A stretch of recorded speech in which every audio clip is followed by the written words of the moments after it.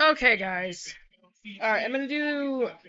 This is the recipe for the dandy cakes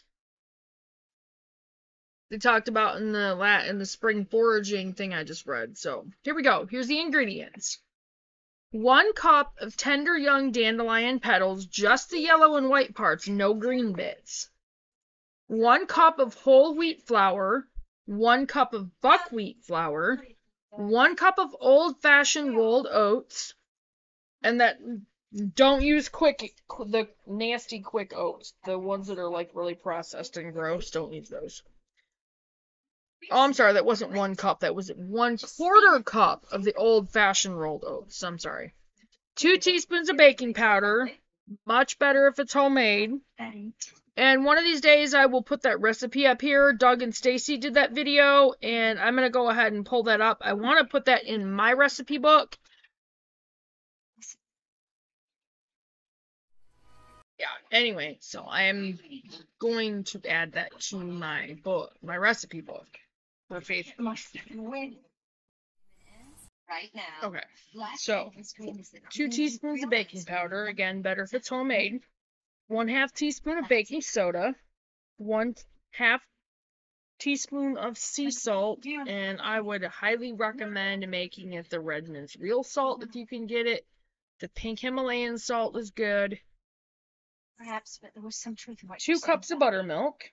1/3 cup of goat's milk, 2 large eggs, farm fresh is best, 1 tablespoon of honey, make sure it's raw, unfiltered honey, 1/4 cup of coconut oil, make sure it's unrefined, like virgin coconut oil, you